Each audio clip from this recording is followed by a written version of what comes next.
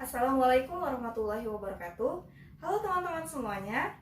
Nah, kalian pernah nggak sih diminta untuk menghafalkan asam kuat, asam lemah, atau basa kuat dan basa lemah? Duh, pusing ya? Nah, Bu Fiut akan kasih tahu trik termudahnya.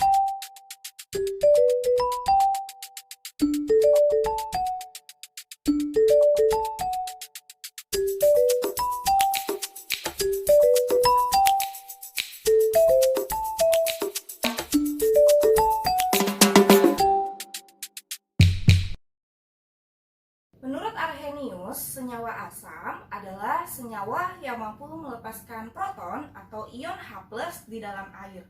Nah, jika suatu senyawa tersebut mampu melepaskan ion H+ banyak dalam air, maka senyawa itu termasuk asam kuat. Sedangkan jika senyawa tersebut melepaskan ion H+ sedikit, maka dia termasuk asam lemah.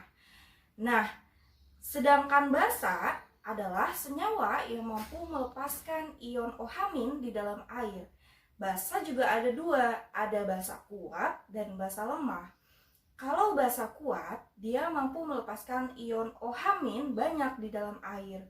Sedangkan basa lemah, maka dia mampu melepaskan ion OH- yang lebih sedikit di dalam air. Lalu Bu, ada banyak dong senyawa asam dan basa kuat dan lemah. Bagaimana ya cara membedakannya? Oke, ikuti Bu Fiu terus ya.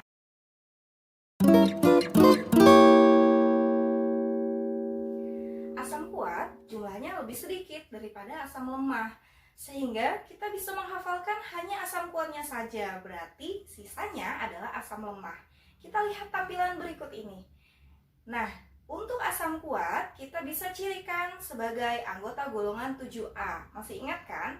Anggota golongan 7A adalah F, Cl, Br, I.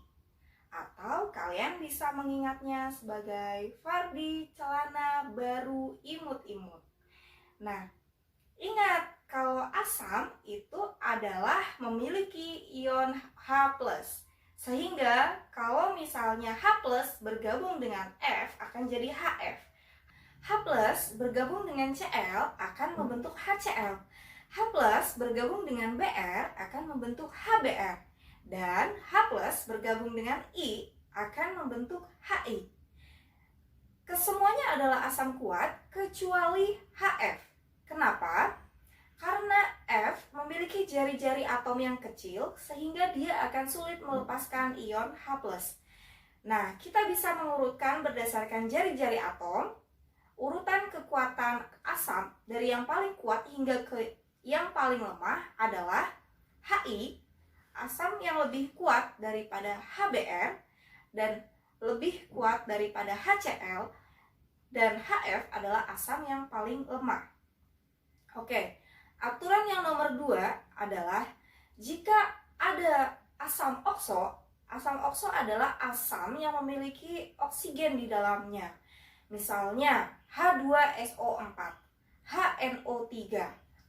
Senyawa-senyawa yang termasuk asam okso, jika kita mengurangi oksigen dikurang hidrogennya lebih besar dari sama dengan 2, maka dia termasuk asam kuat. Selain itu, jika kurang dari sama dengan 2, maka dia termasuk asam lemah. Misalnya, senyawa H2SO4. Dalam H2SO4 terdapat 4 oksigen dan hidrogennya adalah 2. Sehingga selisih oksigen dikurang hidrogennya adalah 2. Maka H2SO4 termasuk asam kuat. Kita lihat contoh selanjutnya. CH3COOH. Oksigennya jumlahnya adalah 2, sedangkan hidrogennya adalah 4. Sehingga 2 dikurang 4 adalah -2. CH3COOH termasuk asam lemah. Untuk aturan asam okso ini ada pengecualian, yaitu senyawa asam oksalat H2C2O4. Meskipun dia memiliki oksigen dikurang hidrogen jumlahnya sama dengan 2, namun dia termasuk asam lemah. Nah, 2 poin di samping ini adalah aturan-aturan untuk menentukan asam kuat. Berarti selain yang masuk 2 poin ini, maka dia tergolong sebagai asam lemah. Oke, selanjutnya kita cek untuk basa.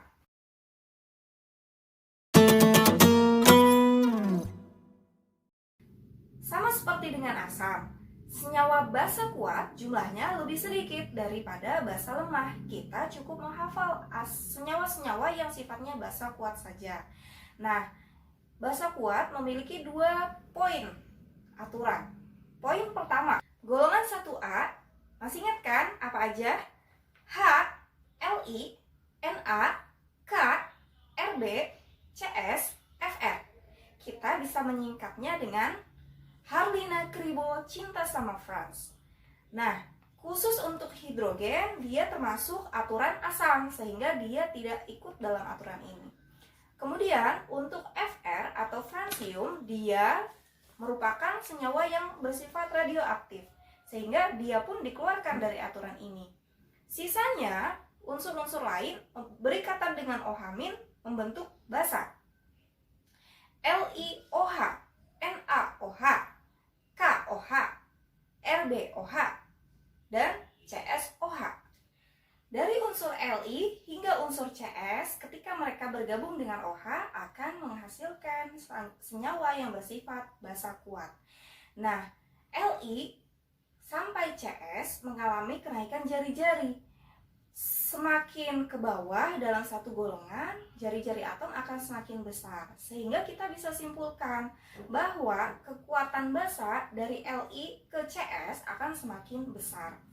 Oke, aturan yang kedua adalah senyawa-senyawa yang berada di golongan 2A. Bisa disingkat, beli mangga campur serikaya banyak rasa.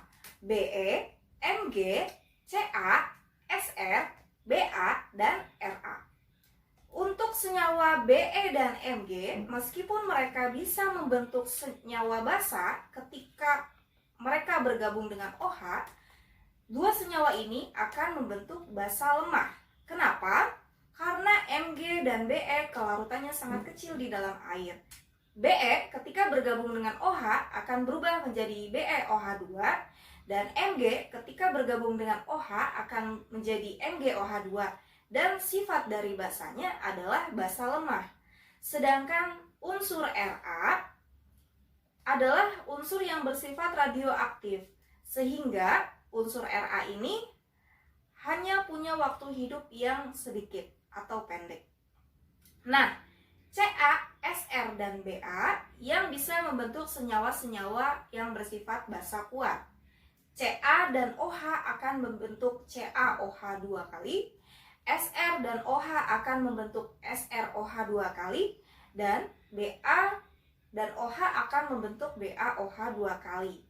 Kalau dilihat dari urutan kenaikan jari-jari atomnya, maka BaOH 2 akan bersifat basa yang lebih kuat daripada SrOH 2, dan SrOH 2 akan bersifat basa yang lebih kuat daripada CaOH 2.